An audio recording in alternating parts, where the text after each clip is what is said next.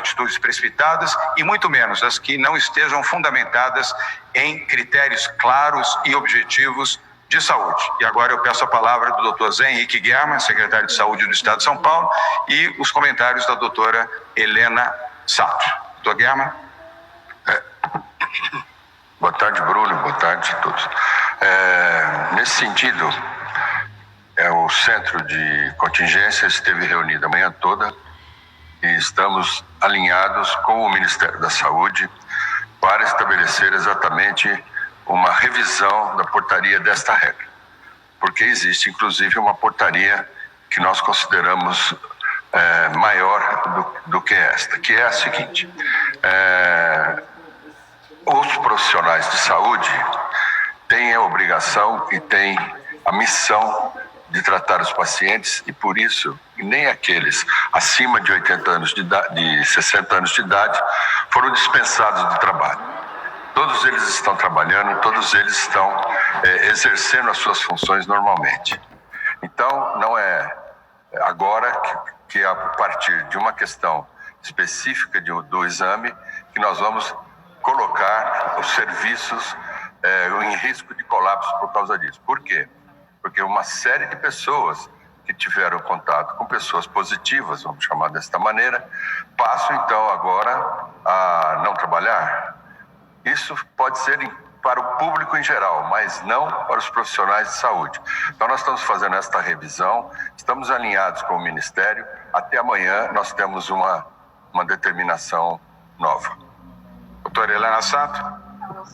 Eu só quero reafirmar as palavras do secretário, né, que todo cuidado, né, nós que trabalhamos na Secretaria de Saúde, né, na coordenação, né, de todas as ações em relação ao corona, nós estamos seguindo corretamente, certo, passo a passo, de acordo com as orientações do Ministério da Saúde. Então, eu só quero corroborar o que o nosso secretário comentou, uma ação em conjunto com as 3 esferas de governo.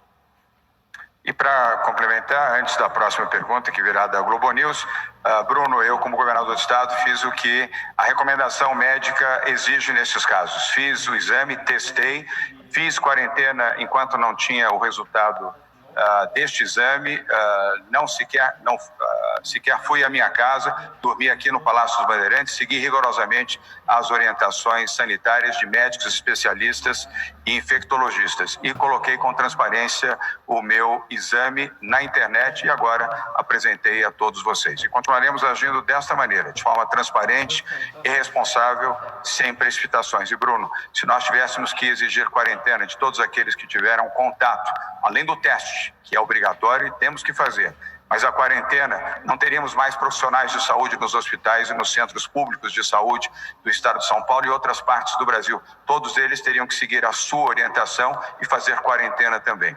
Vamos à próxima pergunta, que é do jornalista William Cury, da Globo News. Will, boa tarde. Sua pergunta, por favor.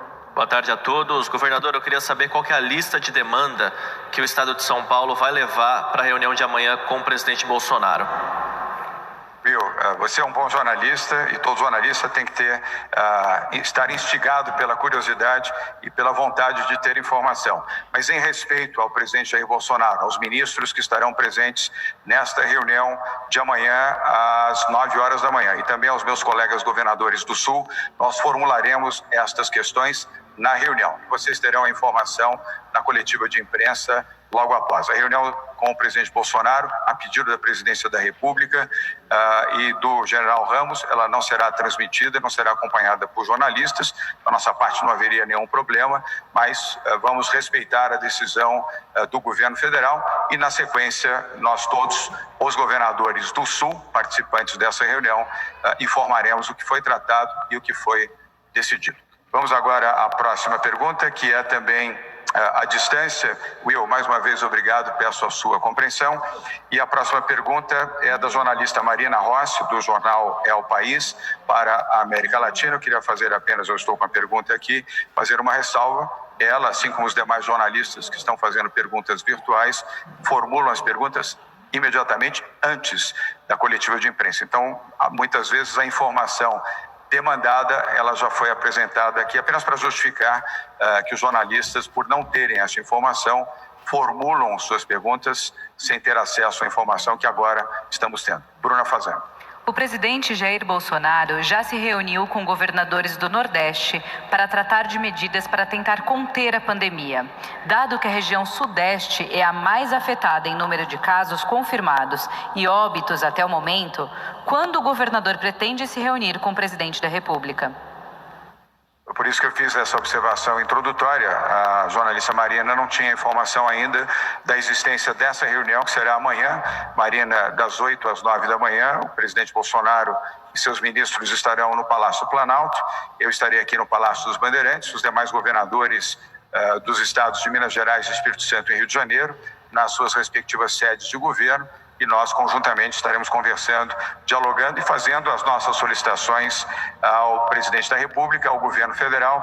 Lembrando que muitas dessas solicitações já foram expressas na carta dos governadores, encaminhada no último dia 13 para o presidente da República. Marina, muito obrigado. Vamos agora a uma pergunta presencial do jornalista Fábio Diamante, do SBT. Fábio, boa tarde. Obrigado pela presença. Sua pergunta, por favor.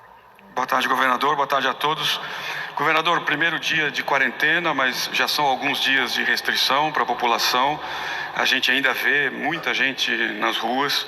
Eu queria que o senhor me fizesse uma avaliação de se essa restrição que as pessoas já estão se impondo, se ela já é satisfatória para o governo, se o senhor entende que isso precisa melhorar, as pessoas precisam ficar mais em casa, e se nesse caso, se o senhor cogita utilizar de ferramentas um pouco mais radicais que outros países já utilizaram, como aplicação de multa e até um toque de recolher durante a noite.